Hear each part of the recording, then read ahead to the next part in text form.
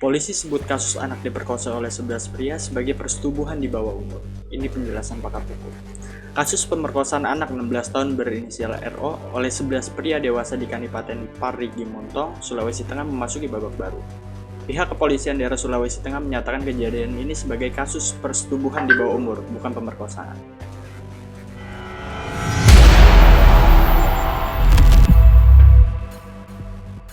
Kita tidak menggunakan istilah pemerkosaan, melainkan persetubuhan terhadap anak di bawah umur.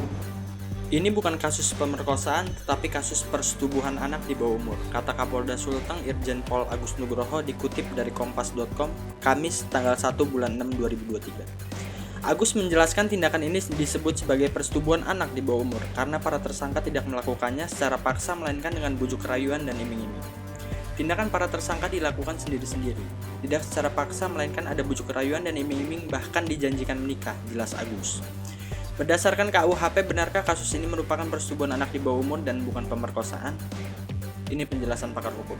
Pakar hukum pidana Universitas Trisakti Abdul Fikar Hajar menjelaskan istilah perkosaan sebagai persetubuhan secara paksa yang bisa dialami wanita dewasa maupun anak-anak.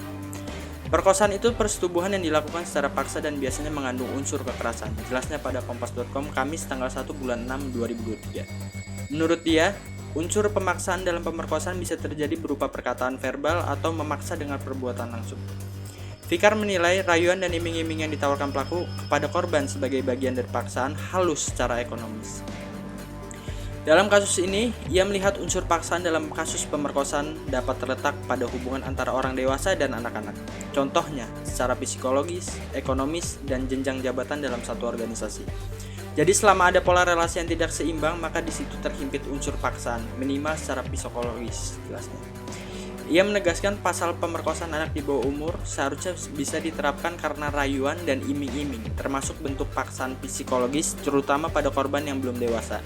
Apalagi dilakukan oleh 11 orang, itu sudah jelas terbukti perkosaan tampaknya. Terpisah ahli hukum pidana dari Universitas Muhammadiyah Surakarta atau UMS, Muhammad Ihsan membenarkan bahwa suatu kasus disebut pemerkosaan jika memenuhi unsur kekerasan atau ancaman kekerasan. Kalau betul tidak dengan kekerasan atau ancaman kekerasan, berarti memang bukan pemerkosaan, tapi perbuatan cabul atau persetubuhan terhadap anak, jelasnya terpisah Kamis tanggal 1 bulan 6 2023. Menurutnya, kasus rayuan dan iming-iming yang didapatkan anak RO bisa masuki kategori perbuatan cabul termasuk persetubuhan terhadap anak sesuai pasal 82 UU Perlindungan Anak. Keduanya memiliki perbedaan. Pemerkosaan memiliki ancaman pidana lebih berat daripada perbuatan cabul atau persetubuhan yang dialami korban orang dewasa. Tapi kalau korban pemerkosaan atau perbuatan cabul itu anak kurang dari 18 tahun, maka berlaku aturan lex specialis. Dalam hal ini, Undang-Undang Perlindungan Anak, ujar Ihsan. Berdasarkan Undang-Undang Perlindungan Anak pasal 81, ancaman pidana perbuatan cabul terhadap anak sama beratnya dengan pemerkosaan. Ihsan menjelaskan perbuatan cabul terhadap anak dilakukan dengan kekerasan, ancaman kekerasan, pemaksaan, tipuan muslihat, kebohongan, dan bujukan. Ancaman pidananya minimal 5 tahun penjara dan maksimal 15 tahun serta denda paling banyak Rp 5 miliar, lanjut dia. Diberitakan sebelumnya RO menjadi korban pemerkosaan oleh 11 pria pada April 2022 hingga Januari 2023. Pelaku pemerkosaan